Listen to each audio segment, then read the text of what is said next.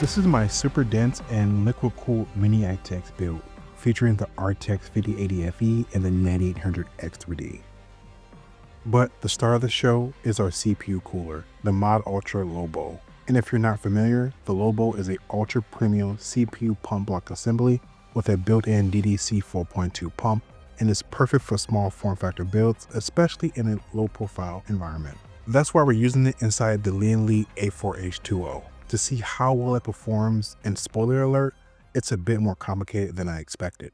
Special thanks to Modultra, Alphacool and Lian Li for providing the materials for this build.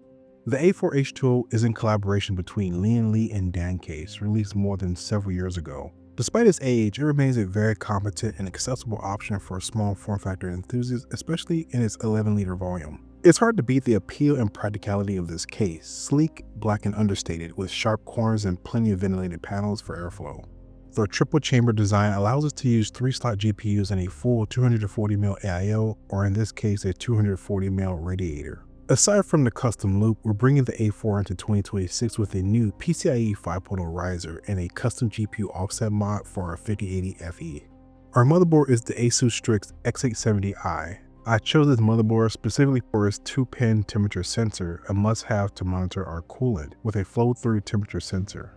This board also has plenty of rear I/O and PCIe 5.0 support, but that's to be expected at this tier and price point. We're using the Ryzen 9800 X3D, a 120W 8-core 16-thread part with that renowned 3D V-cache for optimized gaming. The 9800 X3D commonly pulls 145 watts from the socket in multi-threaded workloads, but typically settles between 80 and 100 watts in gaming, which should be easier to cool in our compact A4. I got 32GB of DDR5 memory from Team Group. You want to keep the profile memory as short as possible to avoid clearance issues with our 90-degree fittings. I threw in my 2 editing drives, the 2TB Oracle IG740 Pro, a Gen 4 set with decent read and write speeds. But with the cost of storage these days, I'm not complaining. This build is far easier if we install our CPU water block before the motherboard is seated in the A4. The LOBO is comprised of several parts, a thick C110 copper cold plate with micro machine channels for even heat dissipation, the aluminum AM5 mounting bracket mounted between the cold plate and base. The base has 2 machine channels to direct liquid to and from the cold plate and pump, sealed by an inner and outer O-ring. The top of the base includes 2 1/4-inch ports, 1 in and out, and plus a fill port. The top portion combines the DDC 4.2 pump and the heatsink that keeps it cool. The heatsink comes in 4 different designs, but I went with the super basic option with the letter M for Modultra machined on the top section. The mounting plate, base, and pump cover is CNC machined and Cerakoted, and by default you can pick between 2 colors, the titanium finish here or a darker carbon gray finish. I want to install our hardware and tubing while the block is still free, which is much easier. We're using Alphacool's EPDM 11/8 enterprise grade soft tubing and really resilient and flexible material.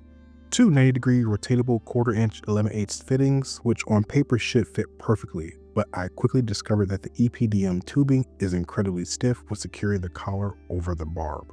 With the collars requiring a tremendous amount of force, I reached out to Alphacool for help, and they said that this is completely normal and that I should try using very hot water that's not boiling to soften the holes. This worked a little bit, but it's not a perfect solution. Once the tubes and fittings are pre-installed, it's time to mount the block to the motherboard.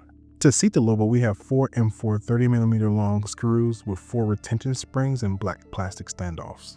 Like most AM5 mounting kits, you secure the block down with the spring-loaded screws in an X pattern until the block is locked down tight.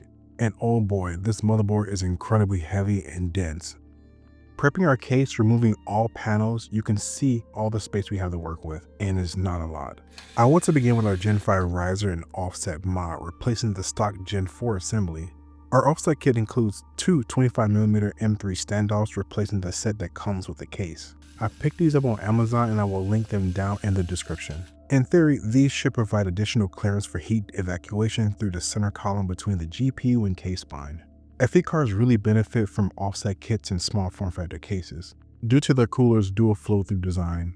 Because that riser is so tight with our offset kit, we're forced to remove it and reinstall it after seating our motherboard.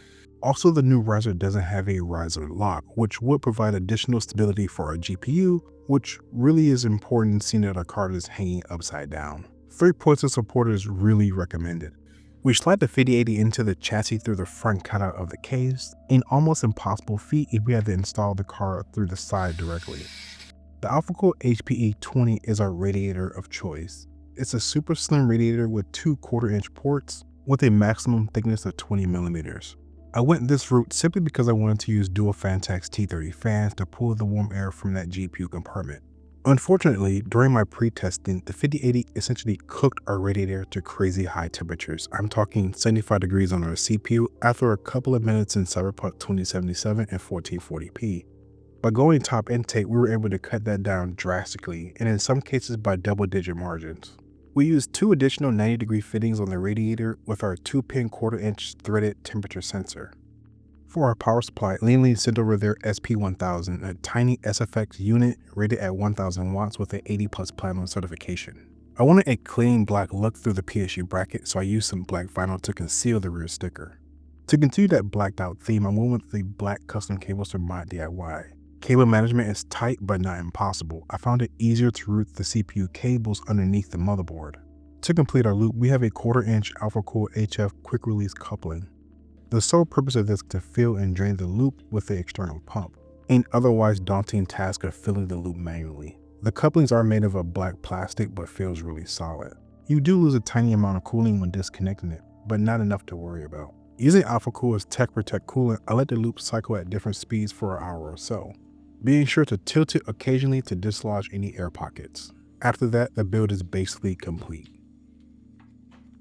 This build turned out great, and the best part is that temperatures are completely under control. I did apply a GPU undervolt and afterburner. We're seeing 57 degrees in Cyberpunk at 1440p compared to our pre-test findings of 75 degrees in the top exhaust orientation. This trend extends to the coolant temperatures with an average of 34 degrees.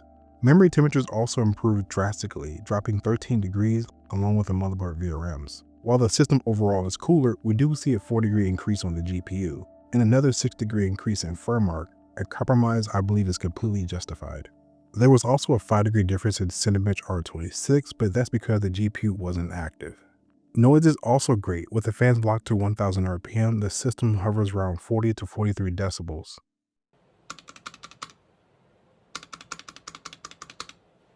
Now, if we're being honest, you can get similar results or sometimes even better with a traditional 240mm AIO. Not only is building a custom loop complicated, it's also incredibly expensive, often requiring weeks of planning and research. However, if you're like me, you'll enjoy the journey along the way.